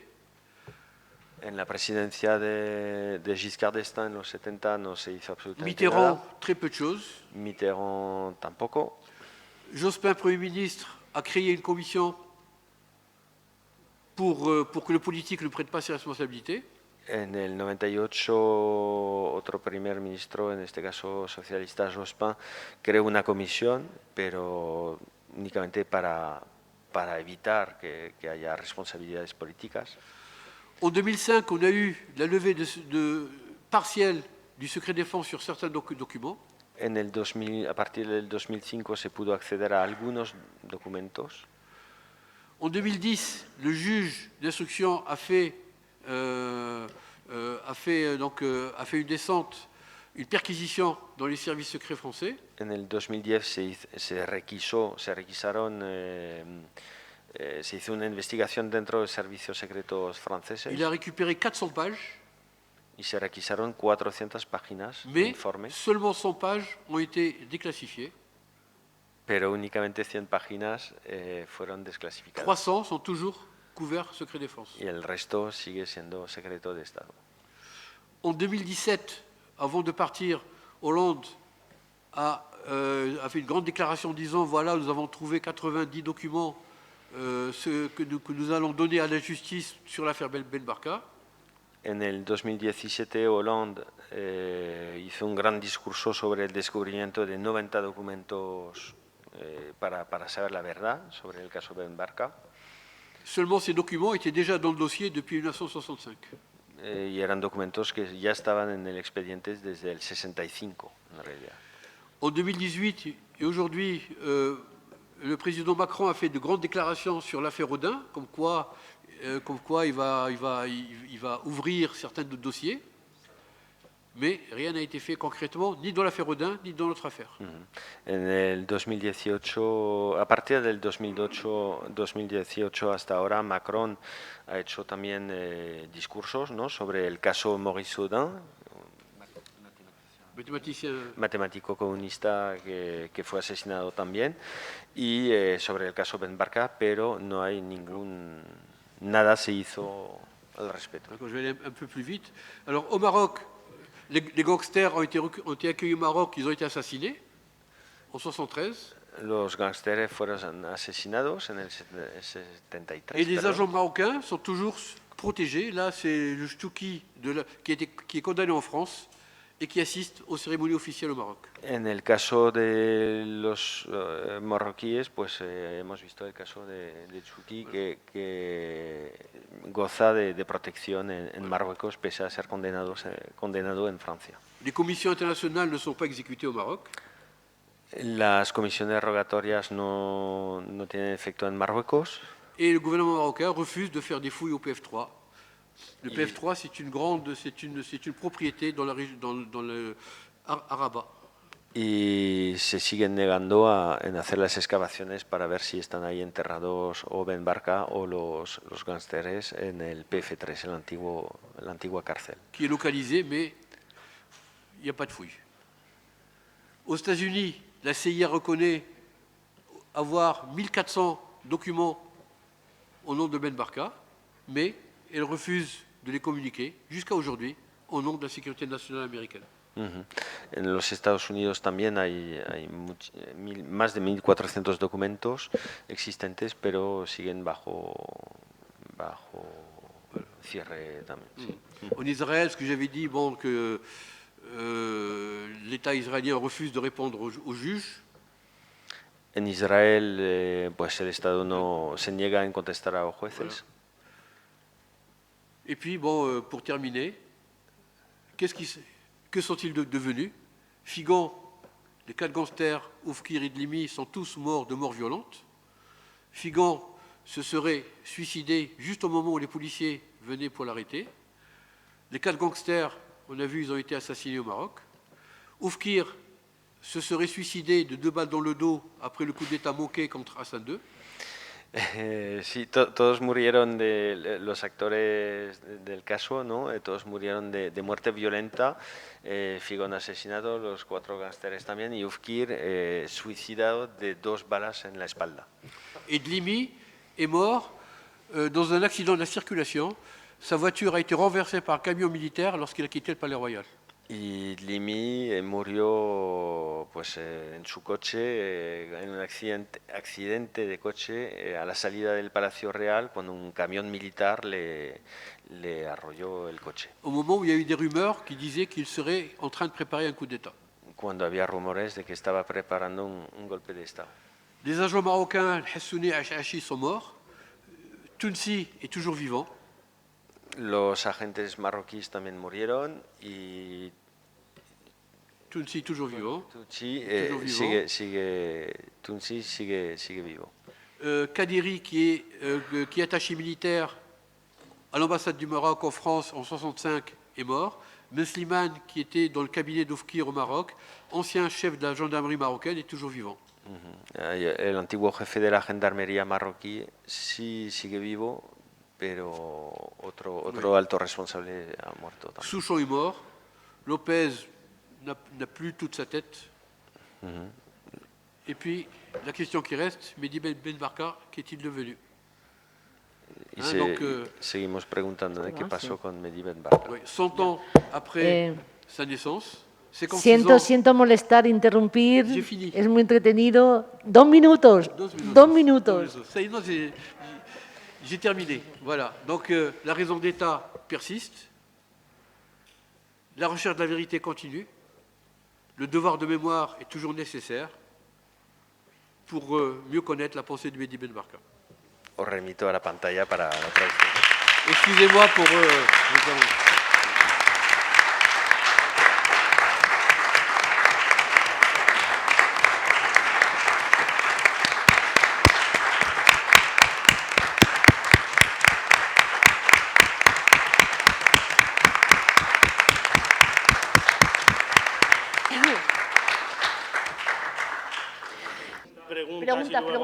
Preguntas. La conclusión. Todas las preguntas a la vez y luego. Hola. Mira, Bashir, quería preguntarte una cosa, porque has hablado de la investigación y tú sabes que yo hemos estado investigando, leyendo, a ver. No se oye. Enciéndelo. Sí, ahora. Quería preguntarte 3 cosas en concreto, ¿vale? Para una contestación rápida.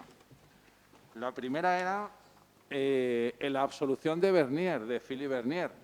Es un misterio porque Bernier estaba implicado o no estaba implicado en la operación, el periodista Bernier, porque fue absuelto.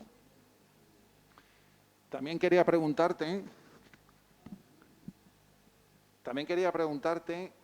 se sabe que Pierre Lemarchand, el diputado Pierre Lemarchand, estuvo en la operación. Hay indicios suficientes para haberle incriminado. Pero yo te quería preguntar si tú piensas que Focart estaba en el ajo, si Focart sabía, y si eso implica que también sabía de Gaulle. Y la tercera parte solo, ya acabo. La tercera parte ya acabo ya. El destino más probable del cuerpo de Ben Barka, de Mehdi Ben Barka, ¿no sería que salió en avión la madrugada del día 31 de octubre con destino a Marruecos? El destino más probable, digo.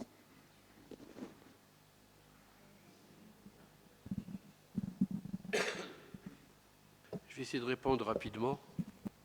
Una pregunta más o... On va regrouper les questions. D'accord. Muy rápido porque tenemos como No tengo 10 tiempo. minutos para todo. Lo voy a preguntar en castellano, después lo puedo traducir, así te doy un poco de descanso. Entonces, quería saber ¿cómo lo ve usted? Yo leí la investigación que hicieron en Israel y ahí estaba claro, es lo que explican como motivo esencial, que había digamos, un trato entre Mehdi Ben Barka y el Mossad, perdón, no Mehdi Ben Barka, me equivoqué, del rey de Marruecos y el Mossad para que ellos ayuden, no se sabe exactamente en qué, pero era, según la investigación israelí, era para que el cuerpo de Mehdi Ben Barka desaparezca y en la moneda de change era que el Mossad pueda escuchar la reunión que había de la Liga Árabe en 1965, que dio tanta información que ayudó después a la victoria israelí de la guerra del 67. Quisiera saberlo, ¿cuál es su opinión? ¿Lo tradujiste o lo traduzco? Ya lo tradujiste. Está traducido. Ok.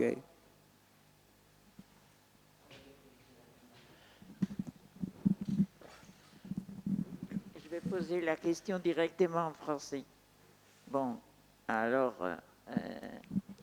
Tengo vous que pensez traducirla. que le mariage, enfin, il y a certains auteurs, dont Gilles Perrault, qui soutient qu'il y avait une sorte de connivence avec le roi, que Ben Barka pensait que le roi, serait-il possible de parvenir à un socialisme avec le roi? Vous ne pensez pas? Moi, j'ai toujours pensé que Ben Barka était très naïf s'il pensait que le roi était prêt à ça, que vous pourrez parvenir à un socialisme. Parce que le roi, c'était la principale, le Hassan II, c'était le principal, enfin, je crois que c'était le principal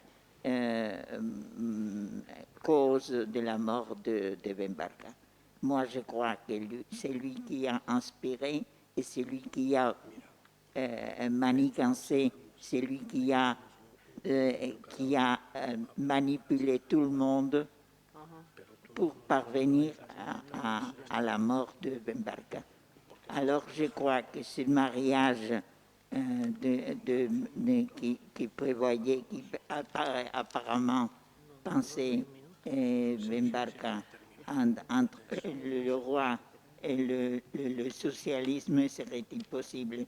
C'est-à-dire, dans un projet de société, il pensait que ça serait possible avec le roi. Je ne pense pas que ça sea posible. La pregunta era si, según algunos autores franceses, Gilles Perrault, entre otros, habría la posibilidad de que hubiese existido un pacto entre Hassan II y Mehdi Ben Barka para a futuro instaurar el socialismo, que es poco probable. Entonces, pregunta a la compañera si piensa Mehdi que ese pacto entre el rey y Mehdi Ben Barka hubiese sido posible realmente. Un minuto. Tenéis entre los cuatro para responder. Rapidement. Bernier a un rôle louche. Le Bernier n'a jamais été clair. No es que nos echan. Il se Nos disait están l'ami de diciendo. Ben Barka, mais c'est lui qui a créé les premiers liens pour le projet du film Basta. Bernier tiene un papel bastante ambiguo porque se decía amigo de Ben Barka, pero fue el instigador del proyecto Du film Basta, del película. Pues. Pero era el instigador, claro, el preparador de la película Basta, la famosa trampa. Fran, ¿quieres decir algo, añadir algo? ¿No? ¿No quieres despedirte? Bueno, yo... No ha contestado todavía. Alors, en ce qui concerne Pierre Le Marchand, c'est trop compliqué. On va rentrer dans trop de détails, c'est trop compliqué. Pour Focard était inquiet de l'Afrique continentale parce que la Guadeloupe, le parti indépendantiste guadeloupéen, était invité à l'Afrique continentale. Sobre el segundo punto, Le Marchand es demasiado complicado, sería entrar demasiado en detalle y no va a entrar, pero sobre el tercer punto, que era el papel de Foccart, si estaba al corriente y moviendo los hilos, Foccart estaba al corriente de que el partido independentista de Guadalupe, de la Guadalupe francesa, iba a participar de la Tricontinental y estaba muy intranquilo por este motivo. En plus des dangers que la Tricontinentale pouvait apporter sur les régimes dictatoriaux en Afrique mis en place par Foccart. Y también estaba intranquilo porque la Tricontinental iba a tener consecuencias en la África donde Francia había instigado golpes de Estado y puesto en marcha golpes de Estado. Alors là aussi, sur le transport du corps au Maroc, son enterrement en France par le Mossad ou la tête au Maroc, tout ça, pour l'instant, c'est des versions. Nous, on n'a aucune certitude. Donc on laisse le travail à la justice pour apporter les réponses. Y sobre las distintas versiones de dónde acabó el cuerpo, hay demasiadas versiones, demasiadas posibilidades y quieren dejar a la justicia hacer su trabajo si es que se consigue hacer ese trabajo. Le rôle d'Israël, vous avez bien expliqué pourquoi. D'abord, il y a une connivence entre Israël et le régime marocain dès la fin des années 50, parce qu'il faut savoir que le départ des Juifs marocains vers Israël a été organisé par le Mossad, financé, et les autorités marocaines ont touché de l'argent pour le départ des Juifs israéliens des Juifs marocains vers Israël. Sobre la amistad, ¿no?, entre Israel y el régimen de Hassan II, sí que es totalmente real. De hecho, el exilio, no el exilio, sino la salida de los judíos marroquíes hacia Israel fue financiada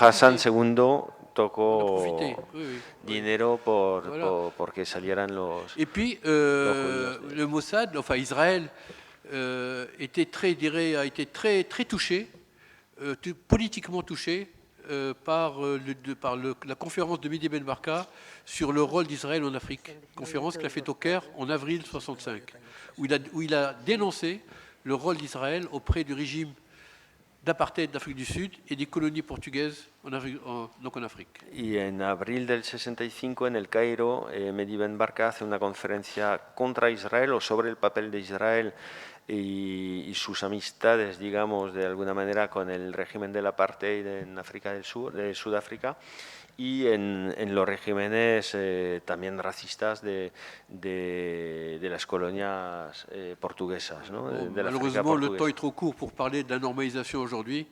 Donc c'est la normalisation criminelle aujourd'hui entre Israël et l'État marocain qui ne fait qu'officialiser des relations ambiguës qui existent déjà depuis les années 60. Y sobre el acuerdo que hay entre Israel y Marruecos y el nuevo acuerdo que hay, en realidad lo que acaban de firmar es únicamente la confirmación de la relación que hay desde los años 60.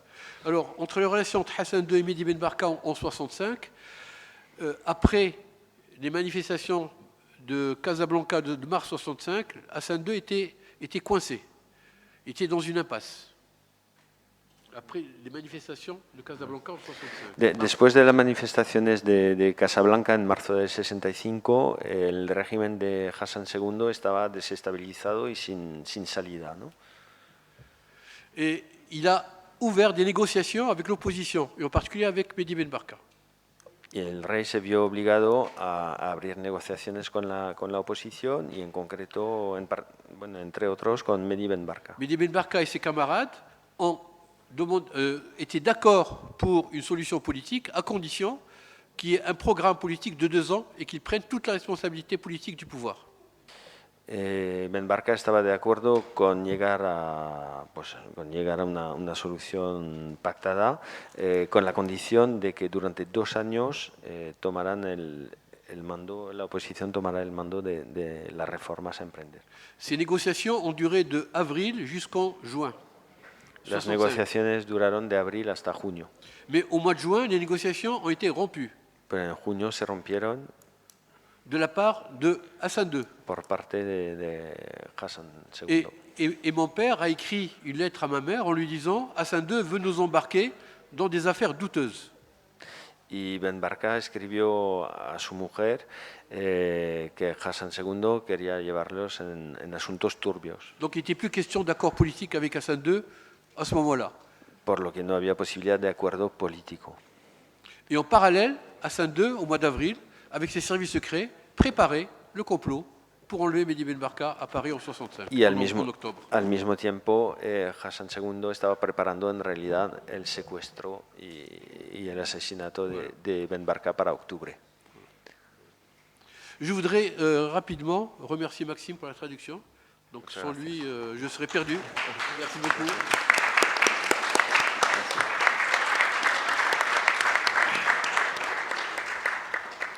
Qui n'a pas du tout trahi ma pensée.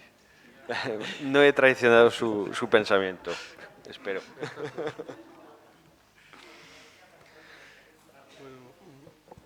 Bueno, muchísimas gracias, Rachid.